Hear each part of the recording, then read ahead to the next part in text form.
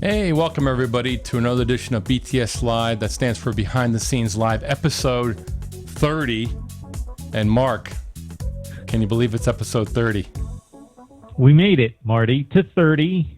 There's going to be a whole lot more than 30, though. We're going to do much better than 30. I hope so. I mean, but that's I think that's a milestone there.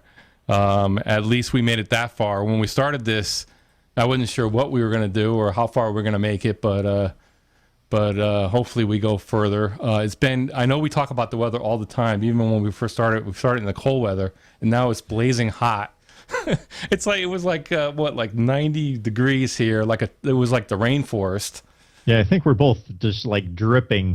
The sweat is just glazed across our foreheads. Oh, it's ridiculous. It's absolutely ridiculous. But anyways, I ran the air conditioning as long as I could. And then I shut it off. I want it quiet, so I think I can get through an hour, and it stays pretty cool in here, so I think I'll be good to go. Anyways, we're going to continue the discussion we had last week about all the video streaming platforms that are out there. It seems to be like one coming out every week. We went through a few of them, went through some of the breaking news last week, but I want to review a little bit of that. We kind of rushed through it here. And I want to go through some of it again and cover a couple of, especially one that we didn't get to, and then get to our recommendations and go from there. So Mark, we talked a lot last week. We started out with Facebook Live, and just to kind of bring everyone up to speed as far as kind of the breaking news with that, it was back in the spring that for me, it really was a watershed event. Facebook Live opened up their API. Well, let's back up. Let's go before that. Right around the first of the year, right around the holiday time, they opened up live streaming for the first time. First with verified pages, and then they slowly rolled it out to everybody. And that's when you could stream right from your phone or mobile device.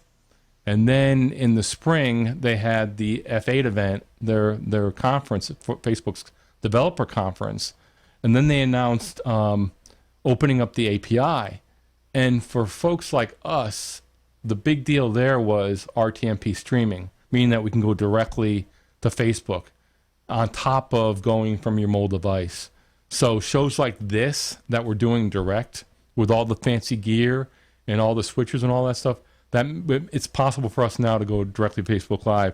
And I'll tell you, judging from the chatter and also in correlation, now we both were users of Blab, which was another platform that was WebRTC, and they're slowly dying. So a lot of people are looking for other places. They kind of got a taste of doing their own show, and now they're looking for other places to stream.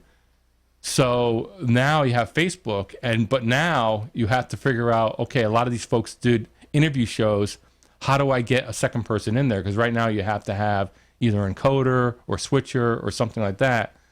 And so when they open up the API for folks like us, it's great, because I'd much rather produce it here and go direct. Now, the big news there, while people are scrambling for that, is they announced at VidCon, which was back a few weeks ago, that couple big things. One, that they are going to open up the live stream to be able to bring on a second person. So you can invite a second person on to your stream. Now, the thing with that is I'm not sure, there's a lot of little details that are missing there. I'm not sure if that's just from mobile, if that's on the desktop, if that's just like a cameo appearance, sort of like Meerkat, where you come in for 60 seconds and come out like a call-in, or is that like a co-host situation? I don't know. But I think for someone like you, Mark, and maybe you can comment on this, is that, now I know you're still using Blab, or have you moved over strictly to Google Hangouts? Yeah, so for the last, I believe, 4 weeks on the Mark and Macy show on Thursday nights, we've gone exclusively with Google Hangouts. Just the reliability of the platform has just made the decision extremely easy. The Facebook Live just fascinates me you know what my business is all about in regards to contacts with broadcasters and bloggers, and not just doing single person content, but having those interactions from experts. And the Facebook world, the globe, and that list of people that I'd be able to contact would just open up for me there. No, absolutely. Yeah, I mean, I would think that would be great. I mean, you could do it right on your page, which is fantastic. And again, if it's anything better than strictly WebRTC, I would think that I think the key there is making it very easy for people to do it. That's kind of what people are looking for. And we'll get into some of those other platforms a little later in the show. There's a couple of them that we want to mention, especially, and we're not going to get into Blab. We did that last week. I promise everyone we got a lot of interesting comments last week in the chat. Blab's dead. We'll move on from Blab, but I know a lot of people are looking for other alternatives there. The other thing I want to mention is they also announced a green room type of thing, where right now when you stream to Facebook like we are tonight, you have to start up the stream. There's no way to pre-schedule. You have to just start up the stream and then you're ready to go. And lots of times what's going to happen is you're waiting for people to show up. So you're sitting there maybe for 5-10 minutes or whatever, welcoming people. What they've announced is they're going to roll this out, and this is going to start out probably by the end of the summer. This is going to be verified accounts only, and then eventually rolling out to everybody. That's kind of the pattern of what they've done. But what they announced is you're going to be able to pre-schedule your Facebook Live stream and have people kind of show up to that one destination, that one stream, and kind of gather in sort of like a green room and welcome everybody. The chat will be active. And that's great because it gives people an opportunity to kind of gather together, to get there first. The organizers or the people that are producing the show can see that. And I think that's going to be really valuable, especially for someone like you, Mark, that needs a platform, knows what time they're going to go on, can pre-schedule. So that way you can promote it and get it out there instead of just going live. So I think that's going to be good. It'll be interesting to see the implementation of it, certainly, but I think that'll be interesting. I'm not sure if it's something that you would consider, setting up a page and moving over to Facebook. I think you're frozen. Oh, there you are. Well, that's something I'd consider like right now. So you mentioned a number of things right off the top that some details that are crucial to me that I would need to know.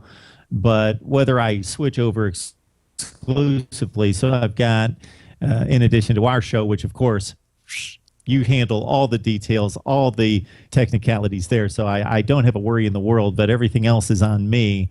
So I've got a Wednesday night show, SEC breakdown with 3 others, and then Mark and Macy show on Thursday night, and then just scads of videos that I produce throughout the week. So there's a number of variables that this has to be part of my workflow going forward. Whether it exclusively becomes the platform that I use all the time, we shall see. But it has to be a portion of it because the universe of Facebook is just too hefty to ignore. No, absolutely. And, again, the audience there, you're absolutely right. I mean, and everyone that I'm observing, especially coming from Blab or people that are new to producing live stream shows, I mean, I think their first choice is automatically, okay, I got to get to Facebook. So these two improvements, I think, are going to be really good for folks that are just starting out, especially that don't have all the equipment, the experience, the skill, the know-how to be able to do, these higher level productions.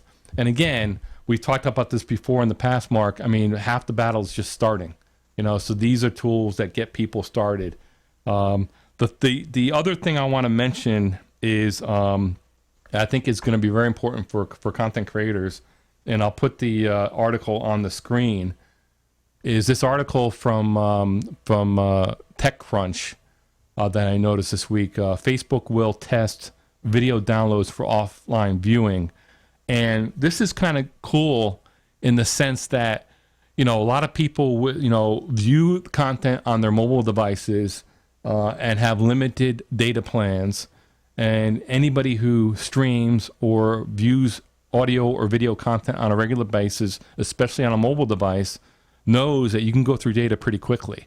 So something like this, TechCrunch is reporting that they're testing video downloads for offline viewing, I think is a great step in the right direction. So it's sort of similar to what Apple Music does now. When you sign up for Apple Music or even Spotify, you can actually, especially on the premium plans where you're paying for it, you can actually download the actual music files to your mobile device. So if you don't have internet access, you can still listen to those songs or those music files that are synced to your device. So something similar here. If you come across a video that you may want to watch, and say if you're taking a flight, or say if you're somewhere traveling where you don't have internet or reliable internet, you're going to be able to download these videos within the Facebook app. Now the question that comes up, and I read this, is, what are we, what are content creators going to do? Is this going to contribute to piracy?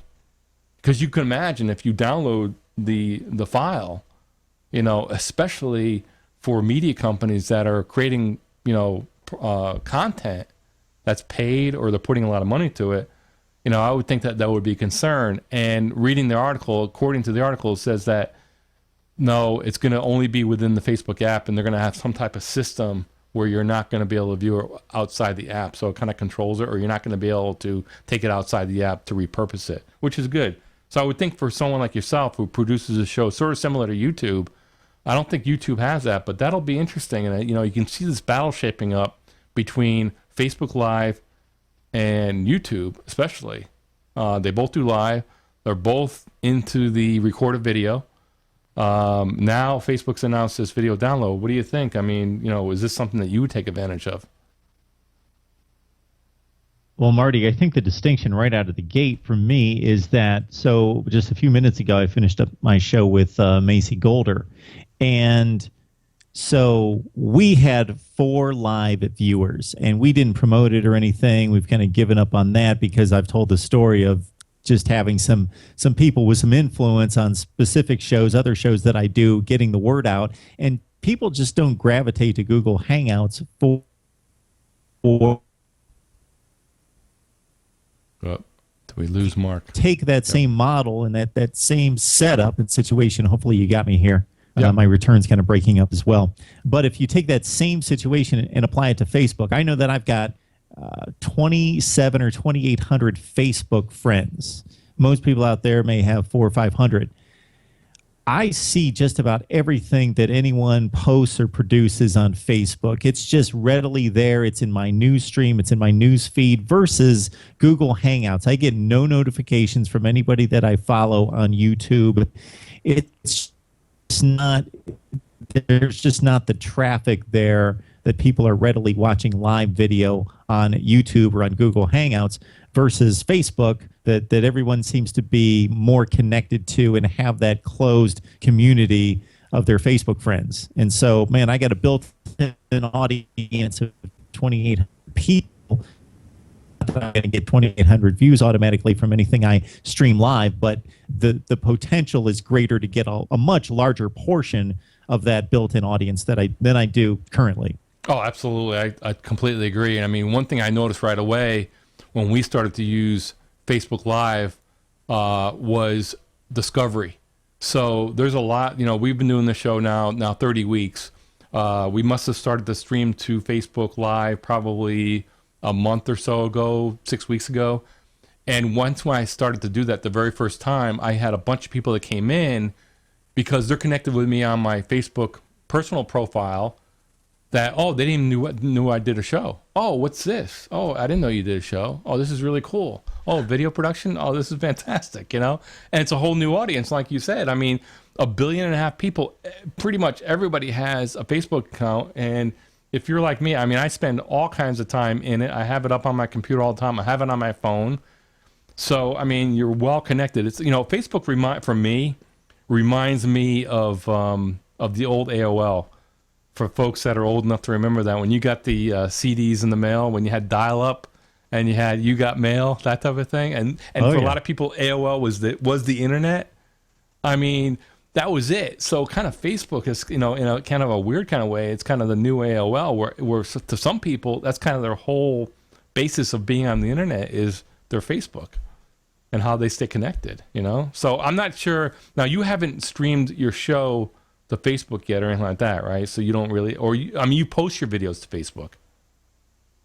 Yes, I post the videos to Facebook, and that's something I wrestle with right there. And that's this is a whole different show. But I know, Marty, that you promote posting it as a Facebook video. Sometimes I get caught up, and I'll have issues with that, and the publishing takes a long time, and I'll just post it as a YouTube video. Plus, I'm trying to get views on YouTube. Why? I don't know. I guess just because I value those more because that's where I started. But that's not important. But when you first started talking about the live platform on YouTube, I Googled Facebook Live initially, and the first thing that I saw here on the news feed on Google is very interesting that there's this controversial shooting that just happened the other day in Louisiana, and somebody fed the aftermath of that on a live stream on Facebook. They just got a zillion hits, as you can imagine, and we're watching that unfold live, which is pretty remarkable. Yeah, I saw that. I mean, it's funny. I saw that yesterday, and it's not funny, but I mean, I saw that yesterday, and I was, first of all, shocked, and it's wow, it's unbelievable, and frankly, you could see this coming with high quality streaming in your mobile device, and I mean, there's already been shootings. I think there's been a couple of other instances already on Facebook Live or on Periscope where they've had like gang style shootings and that type of thing. And I'll tell you, that's kind of the dark side of this live streaming stuff because it is live, it's going out there, and you can't take it back. And so that's kind of what we're grappling with here, And also, it's out on the internet, it's live. So, I mean, I don't want to get political or this or that, but, when you're dealing with police and you're dealing with these issues, criminal issues, there's nowhere to hide.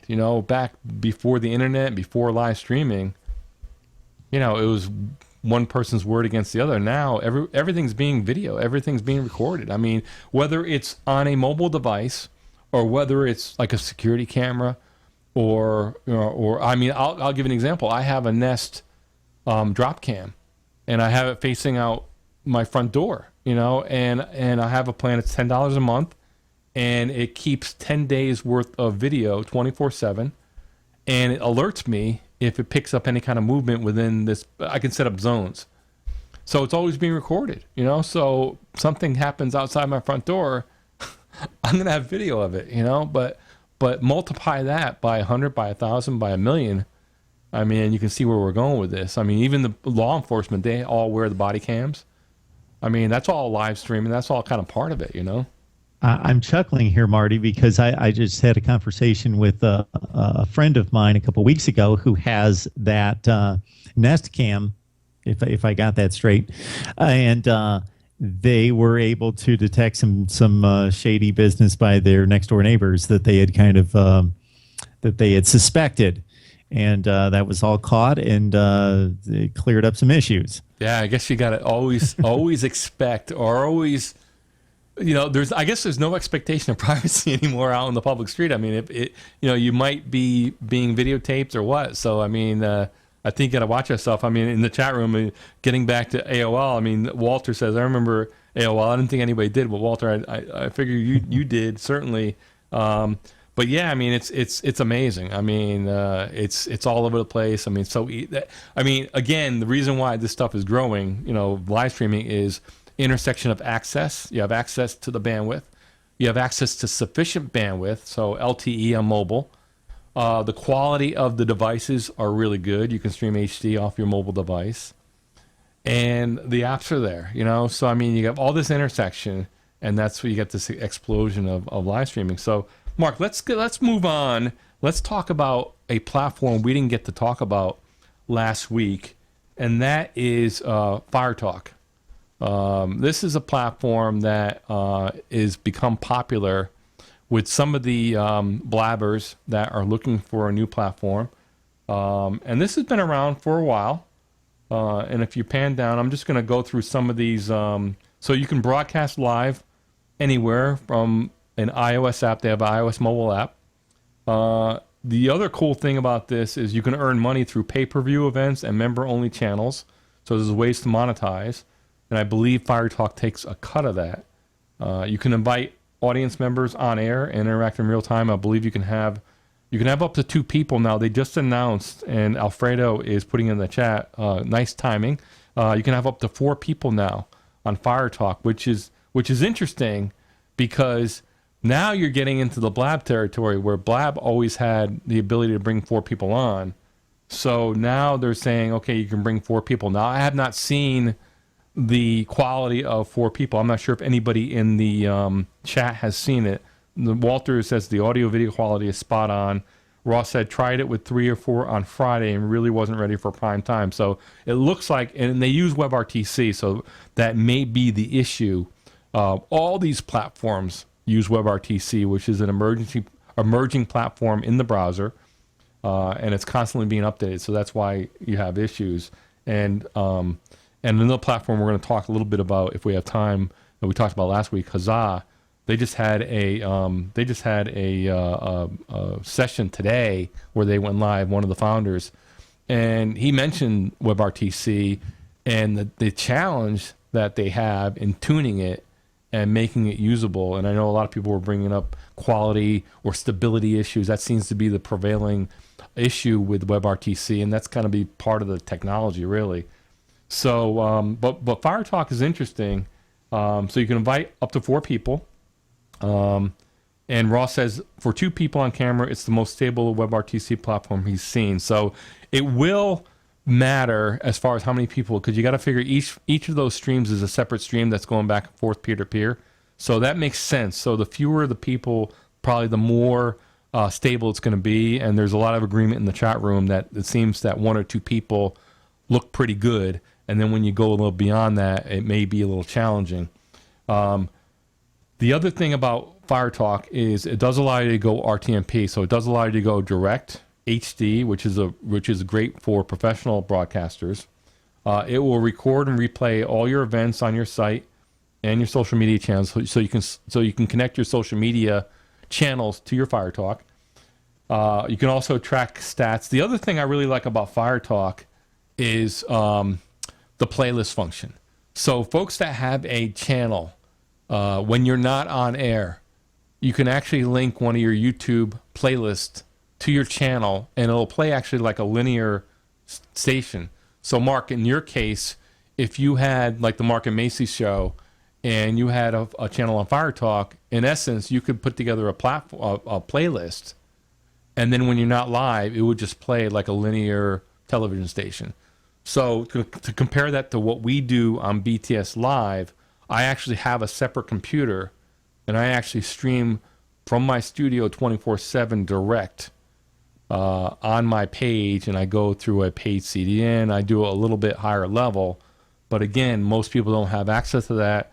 And if you're just starting out, it's interesting. So that's a little different take, and I think that's a unique take as far as treating it like a channel, like a real channel, 24/7. So either you're live or you're playing back, and more like a television station where it's playing back linearly.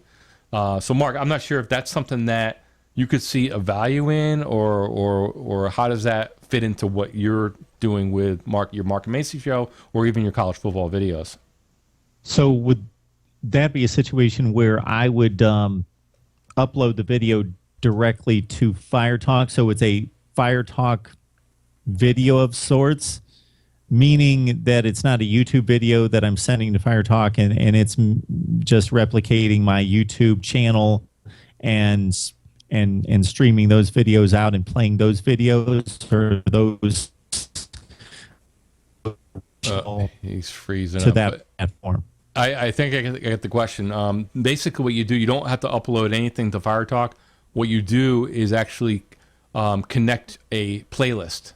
So you create the playlist in YouTube, and then you just drop the playlist URL into Fire Talk, and it'll actually take it from the playlist and play it right in order. And what's really cool is you go live, it'll just pick up on the playlist, and it just plays, your linear playlist, and it'll just repeat. So meaning if I've got, I know within the YouTube channel, most people that have YouTube channels will have, let's say, sections of videos. For me, it's Big Ten football, SEC football, et cetera, and you can just look at those particular videos. So I would maybe have a separate video stream of videos for Fire Talk, and then that becomes an automatic thing.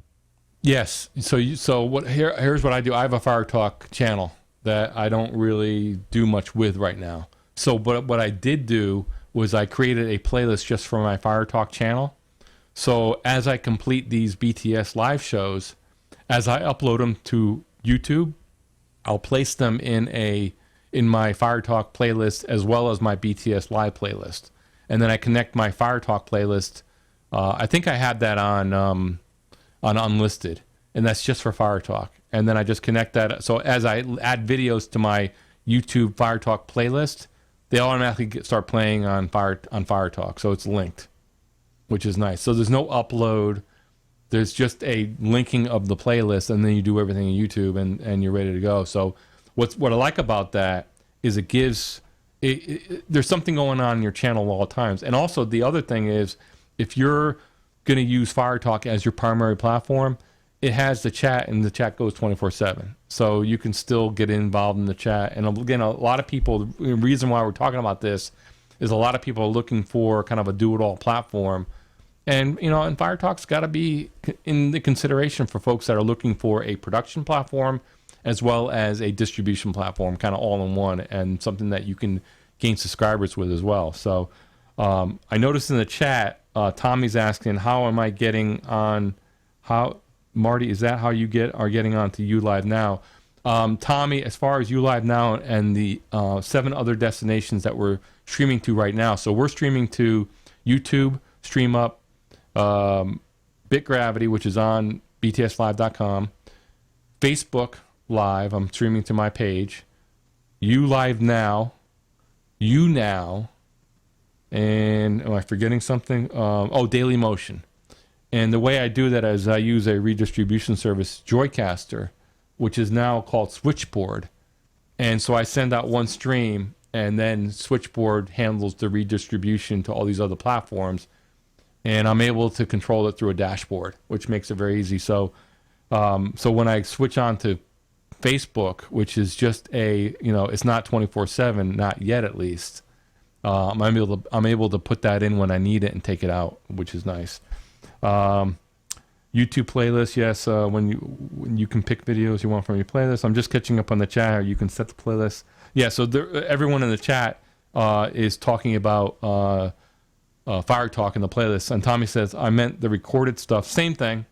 I'm streaming out 24/7. I'm using a Wirecast as my playback on a computer, and I use a Wirecast playlist, and I connect it to my Joycaster account, and does the same thing. So whether I'm kind of doing it a fancier way, more direct, I have more control over it. In fact, that's the preferred way I want to do it, versus even a Fire Talk, because a Fire Talk's only going to go to one destination. So what I'm doing is I'm controlling everything here, and I'm sending it out. So basically, I'm my own Fire Talk in essence, so then I can send out my files. I can put whatever I want in there, and I can send it out, and I can switch up destinations. That's another nice thing.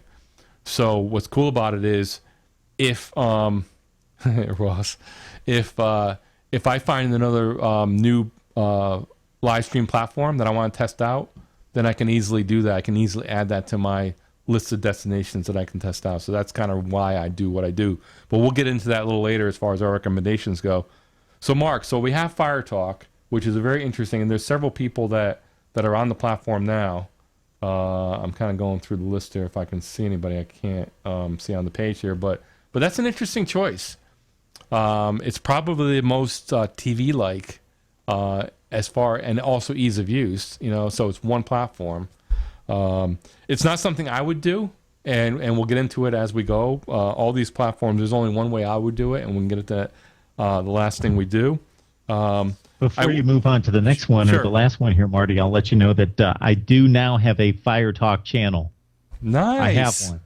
I got one. Wow, you did that when I was talking. You did that in the. I did. I just figured there's no reason why not to have another platform. And if all my videos are going to continuously stream, that's music to my ears. Oh, exactly. And Tommy's mentioned the Fire Talk stream does not have a lot of wasted space. You're absolutely right, Tommy. It's jam packed in there. You got the chat. You got the video there. You got a lot of stuff going on. I mean, it's interesting. I mean, what's interesting about Fire Talk, it's been around for a while. And again, it's in a very crowded field. Like all these platforms, it's a very crowded field. And it's going to be interesting. Can they make it work? I mean, obviously, we talked about Blab last week, and they can't make it work. so we'll see. I'm going to skip over. I was going to talk a little bit about YouTube Live. I think we kind of covered that last week. The big thing about YouTube Live, it's been around a long time, and it's connected with Google Hangouts on Air. So that's a nice platform as well. And if you want to talk about platforms that are stable, that have been around a while, I mean, I would not forget about Google Hangouts on Air, especially if you're starting out. It has all the tools there. You can bring up to 9 people on screen. It uses, I believe they switched over to WebRTC, but it's pretty stable. A lot of people complained about it when Blab came along. And they said, "Oh, look, Blab is so much easier." But now we'll see what happened with Blab, right? Blab's gone away, so now you got Google Hangouts, and that they're standing, and they got the support of Google. So don't forget about them. But the other platform I do want to talk about that we talked briefly last week about, and this is the other one that I think people should be considering, and that is Huzzah. And I'm going to get the webpage up. Huzzah right here. So this platform, the founders did have a live session today, and they were kind of bringing people up to speed as far as kind of the latest news and some of the changes that they've been making. Here are the two founders. They're quite young. They're from South Africa, and they've created quite a interesting platform here. And I think also with this platform, this is probably the most Blab-like platform. If I had to pick one, this is probably the most Blab-like one out there right now. The big difference is, and I'm going to show you in a second, here's the big difference with Huzzah and Blab. This, boom. It costs money to use. And I can appreciate what the founders of Huzzah are doing here. And I'll call your attention to the middle plan there, the creator plan. That's $49 a month. When we first became aware of Huzzah a few weeks ago, that was $39 a month. So I got to give them credit. And they were very public about this when they came on recently in a live session. This was a few weeks ago. And this was a session where they had a lot of former blabbers on. And this is where they kind of became aware of the opportunity of people kind of coming over to their platform. And originally that tier was $39 a month, and they were very transparent. They said, no, we have to go to $49 because it's just too darn expensive. And I think this is what people who fell in love with Blab, I don't know if everyone realizes how much this stuff costs. And there was some discussion on Blabs about server costs and about how much this stuff costs to do. I mean, this is live video, not only the streaming, but also the archiving as well. You know, because then you could record everything. Blab has it, Huzzah has it. I mean, that has to be stored somewhere, right? You can embed it. You can get, and you're not storing that in your system. You're storing it on their system. So I have to hand it to Huzzah for recognizing the fact that, okay, we got to charge for this stuff. You know, so it was interesting to see some of the former blabbers come over and realize, I got to actually pay for features that I may want to use. Now, they do have a free plan, and I will say that it's pretty limited. Even though they don't have it here on the screen, you can have up to 25 simultaneous viewers, and you could only be yourself on the screen. You can't have anybody else on the screen. You can't embed. It's very, very limited. So really, the first basic plan there is $15 a month. And the interesting thing about these plans is that they limit the viewers. they and they limit the features here, so it's funny because Blab had no limits. You could have as many people as you want come on a Blab, and probably the top Blabs, you might get, the very, very top may get 150, 200 at a time, and that was the very top. So you could see on the middle plan there, you can have up 150 live viewers for basically $50 a month. And then they have a professional plan that is $200 a month up to 2,000 viewers. And then they add things along with that. So if you scroll down here, you'll notice multiple broadcasters are made possible in the $15 plan. Then you go up to the $50 plan. You can do embedding, which is another big one people ask for, and you have to pay a little bit more. They recognize that's a premium feature that most people want, so you got to pay for it. And then a feature of the $200 plan is advanced analytics, which is very important as well. Especially if you're doing it as a business or if you're a marketer, you certainly want to know, are your videos resonating with your audience? And so, but I kind of respect these guys. At least they are, kind of being upfront about it and say, look, this costs money. We want to make this a viable business. And I've heard them say that. And you can sign up for a 30-day free trial. But what's going to be interesting, and I'd love to get the chat room's take on this. Do you guys think that people are going to continue to pay? Think about the people on Blab doing these shows. Are they going to be willing to pay even $15 a month if they're not seeing any return? With all the competition out there, I don't know. What do you think, Mark? Well, see, this is what I'm thinking, is that to be able to charge for this kind of a platform, you need to deliver generally three things. You need to deliver reliability. You need to deliver features that at least maybe not are different than other platforms, but probably are a number of the best features and qualities of the other platforms put together. So the quality of the platform and the number of features and the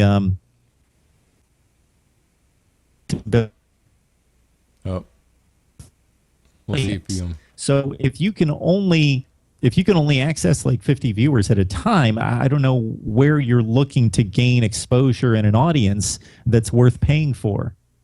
Yeah, it's a little odd, and the founders have been very upfront, and they said that it's not really a discovery platform. A lot of people have said, "Oh, I wish we had the discovery on Huzzah that we do on Blab, where you can go to a homepage, you can see all the shows, you can pop in." Right now, they don't have it. They do have it to some degree on the mobile app. They have a pretty good iOS mobile app where they do have discovery. So if you launch the mobile app, you can see the list. First of all, you'll see anything that's live on top, but then you'll see any shows that are scheduled in order of when they're going to be going live. So that's kind of good. But on the desktop, on the web version, they don't really have any discovery. I think it's something they're going to work on, but right now they don't. And the thing that they've mentioned is originally this was designed as a service for musicians with an audience already. So they would be able to go on, present their music to an audience they would bring over. And they and the founders of Huzzah have mentioned this multiple times, that they weren't really even thinking about discovery. They were want to attract the professional broadcaster that had an audience that needed a platform to produce shows. And again, a lot of the blabbers don't really have audiences, don't have well-defined. They're new to video production. From the very beginning. That's the first exposure to video production was when they first got on Blab, and Blab's only a year old. So that's an interesting thing. And Ross is saying Huzzah is overrated. And the thing that you have to agree, and Steven the Tech Buzz saying it's not a discovery platform. It's better to use another CDN, and I completely agree. And I think you have to look at it this way. And again, Huzzah has been very straightforward. I think it's more of a webinar platform, to be honest with you, because these limits on viewers and the way you can sell merchandise and take your email, it's well suited for that, private events.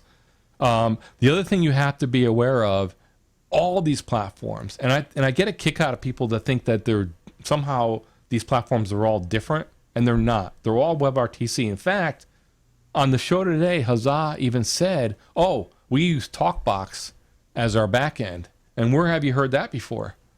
You heard, Blab uses TalkBox. TalkBox is a WebRTC backend, right? It's the same thing, That's right. And nothing against Huzzah, nothing against Blab, nothing against. They're using technology that is kind of cutting edge, that's still evolving. And then I get a kick out of people thinking, oh man, it's like, why am I having stability issues? I'm relying on this platform. Folks, you have to take the good with the bad here with the WebRTC. It's a developing platform. We've talked about this in the past. It's the audio especially, and we know how important audio is. If you're doing a show, it's half duplex. So only one side's going to be able to talk at a time. So you got to kind of take the good with the bad there a little bit. These platforms are really better suited for video chat. That's really what they are. I know people don't want to hear that. Some people don't. And I can appreciate people extending these platforms into various uses, producing shows and thinking they're shows. And frankly, they're not. And I will be right up front and say that, and I will, they're not, they're kind of like, you can kind of hack them to be shows. And maybe in the future it gets better. But without full duplex audio and without, better codecs or whatever they need to do, again, the trade-off is ease of use and then some of the quality issues, because the easier it is, it's probably going to have a little problem with quality. Now, even though we've had our issues tonight with Mark and the connection, the way I have mine set up, and we'll get into it, is way different. I'm not relying on any WebRTC stuff at all. So that's completely odd, and I would never do that. In fact, for me, and again, the reason why we bring this up is I realize we have a lot of people in the audience that are new to video production, new to live video, and the good part is the WebRTC platforms provide that starting point, get you started, but it's not an endpoint at all, not even close. And people who think it is, you're going to hit a ceiling, and that's as far as you're going to go. That's just the truth of it, but as a starting point, I started that way and it's great, so think of it that way. So Mark, I'm not sure if you would ever consider using a platform like that. Basically you have to pay, and you mentioned the viewer, the total viewers, where, I would think you'd hope to get more than 150 viewers. Yeah, I'm doing much better than that now. So it was just not something that I would be interested in now. I would need one of three, or most likely three categories to be. Obviously, the reliability of the platform from a technical standpoint has to be in play. That's a given. And then I would need features that I can't get other places, or a group of features that I can only get in different places that are grouped into one that I can take advantage of. And then the third is the audience for what I do and for what I need and for what I'm looking to reach to. I need potential viewers. No, absolutely. That's that. And to me, I think, and again, they're smart about doing it, but to me, that's kind of a webinar audience where it's a very focused audience, and I'm not sure if they're gonna cut it. Anyways, it would be interesting to know how many subscriptions they've sold. That is a very interesting point. I think a lot of people are still in that 30-day window, so what's going to be very interesting if you're watching Huzzah is especially if you're following particular broadcasters, how many people are still going to be sticking around? Let's say by the end of the summer. If you're following your favorite broadcasters, how many people are going to be sticking around that you see now, that will you see them at the end of the summer or early fall? And that'll tell you a lot, or will there be another platform, probably WebRTC, that gets their attention? So it's going to be very, very competitive, and it'll be interesting to see, and again, I think they're doing the smart thing. They're getting the business out of the way. They're treating it like a real business. They realize they have to make money. In fact, they mentioned today they're raising money and all that, and so they're taking it seriously. So that's good to see. So we'll see if it sticks around there. Anyways, let's talk briefly about what our recommendations are, and I'll take this and I'll talk briefly before I get into some promotion here. I don't use any of these WebRTC platforms. I would never use them for any of our shows. And what I would recommend to folks is what you want to do is strive for quality. And I can tell you the way we do it is, and you could do some of this stuff without having all the gear. So number one tip I want to tell everybody, and we talked about this a little bit last week, is I think it's very, very important to own your content.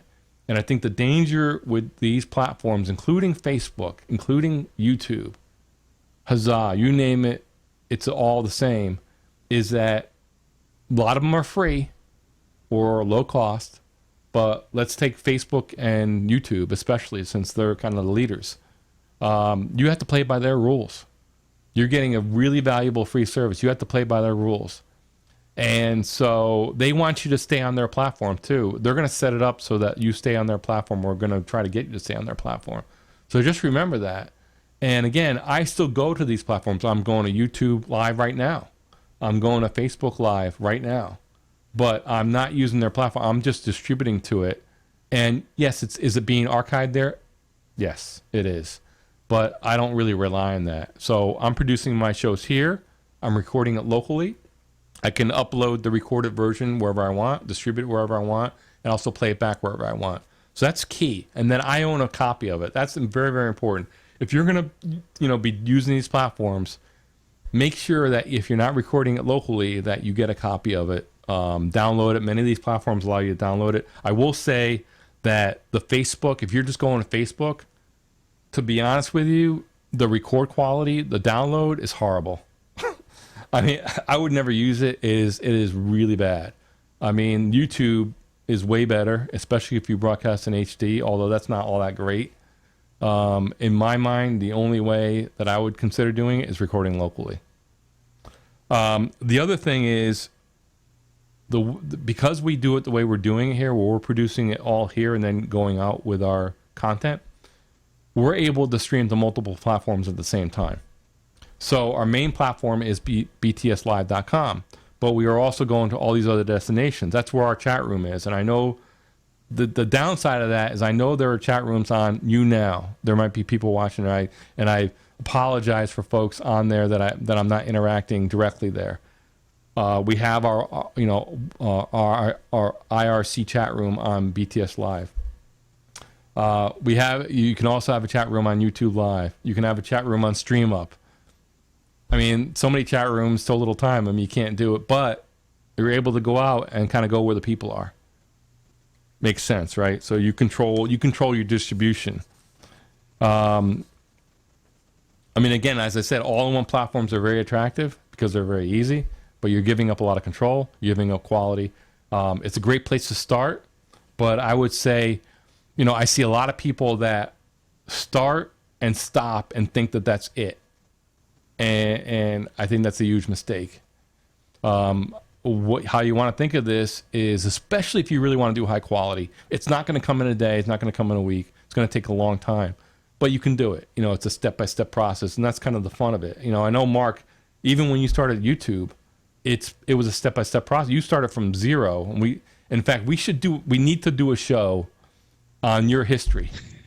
Because I've all told you this, that you should really go out and you could do an in-person presentation at a conference and talk about it, because I think it's fascinating, your story. But you started from zero, and you had no. You're breaking up a little bit on my end. Oh, I'm sorry. I'm sorry, Marty. No problem. There was a moment there, but you're breaking up, so I thought you had stopped. I apologize. That would be a tremendous opportunity for both of us. Hopefully we get that chance at some point. I would love to, and hopefully at that point I'm further along the line and down the path toward even greater technology and advances and so forth. But to go back to the first days of Mark Rogers TV and explain how, as you often say and say it best, Marty, there are no excuses. If you want to create content, start somewhere, start today. Don't try to build and get yourself ready and then go. You can iterate on the fly, and you need to get started.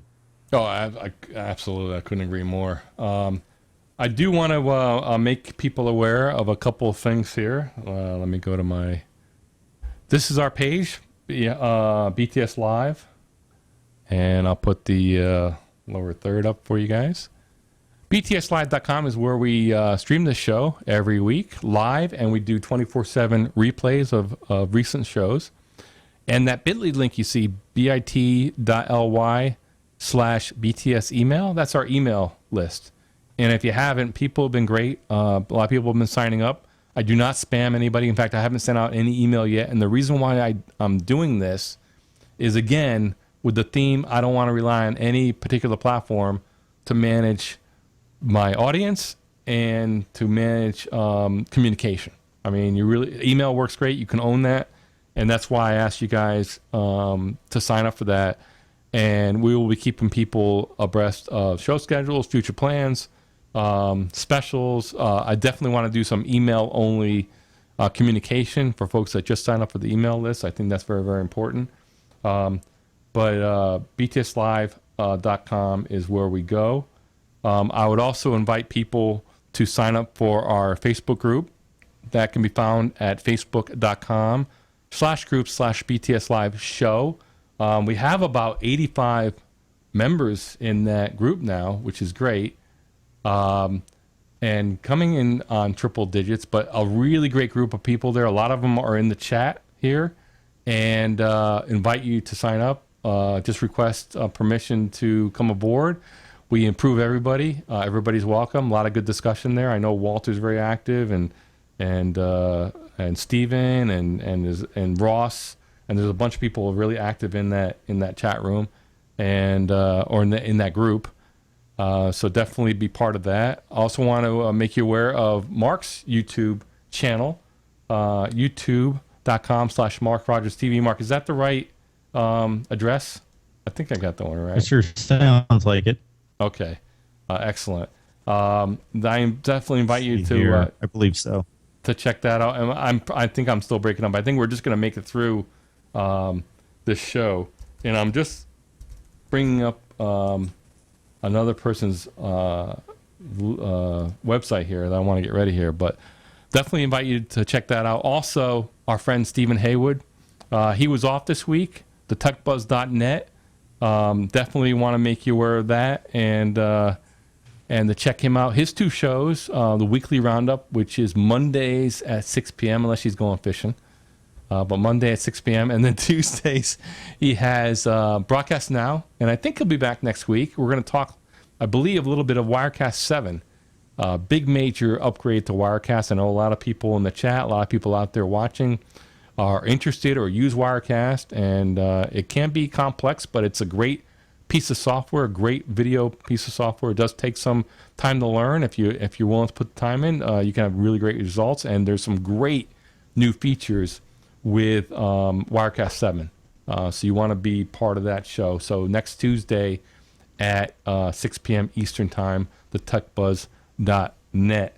I do want to make a quick mention before I go on to my last promo here. Tonight, I will throw this out. He is a member of our community, Joel Com.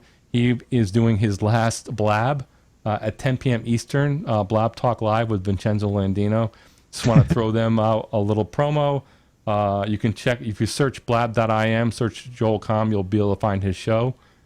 He promises to have a raucous time and plenty of guests, and that'll be his last formal hurrah on Blab. Him and Vincenzo are two of the most followed people on the platform, and so that should be a lot of fun. I do want to mention one other person in our community, and that is Ross Brand and Livestream Universe. And I want to put up his, put up the lower third. Ross is a great community member. He's doing a great job. He's someone that is working with Wirecast, doing his shows. He does a couple different shows. He does Livestream Stars. That's Ross on the front page. This is livestreamuniverse.com.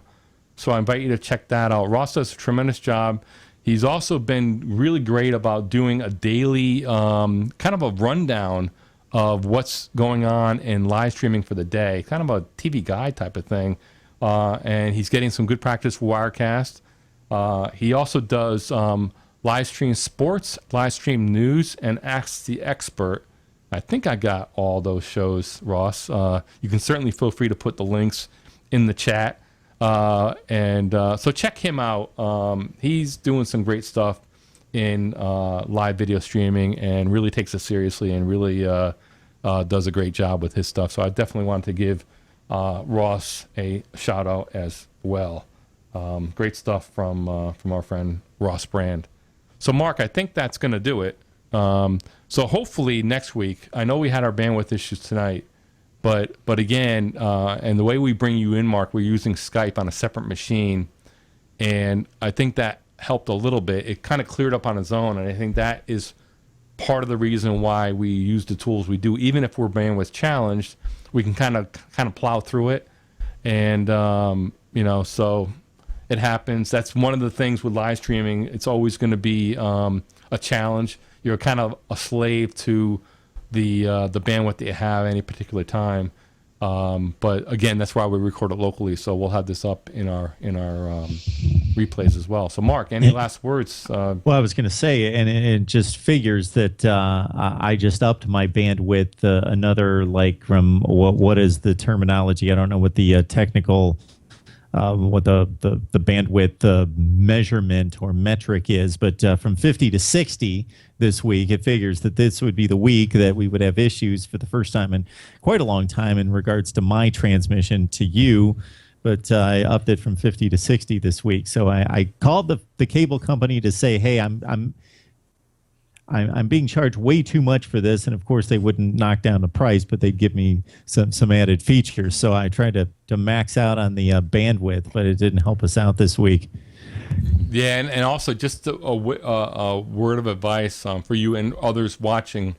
You're probably talking about downstream bandwidth, and if you're doing live streaming, it's going to be upstream, and usually it's not symmetrical; it's asymmetrical. So in my case, I know I've had some bandwidth issues today. I think that's probably due to the weather.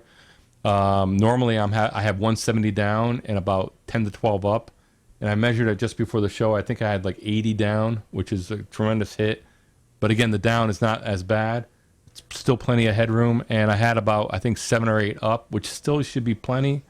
But again, it could be some congestion on the line, which caused the some of the bandwidth hiccups with you and me going back and forth with our video. So anyways, but we plowed through and we get it done. And another note, talk chat that we had is that, I don't know if this gives us any indication here, but I downloaded my YouTube channel to Fire Talk, and I've got about 2,300 videos, and it downloaded the 50. So I don't know if that's a max maybe on the number of videos. Maybe. And you know what you might want to do is I would create a separate Fire Talk playlist in YouTube. And then what you can do is you can swap them in and out. So what we do with our replays for BTS Live is I usually play back the 5 or 6 most recent shows. So I lop off the oldest show and then put on the newest show and go. And they're all available on YouTube anyways, and you can keep the archive on YouTube, but that might be a way to go. So they probably have some type of limit there. So anyways, Mark, thank you as always. Bandwidth and all doesn't really matter. We got through the show, which is good. Thank you. It's always a momentous occasion just getting through the show. So thanks, Walter. Thanks everyone in the chat room for coming. We really appreciate it. Mark, what do you think? I'm thinking this Thursday night. I like this Thursday night. Do you think we can keep it? The Thursday night's been good to us. Yeah. Sure. So I think guys, we're gonna make this permanent.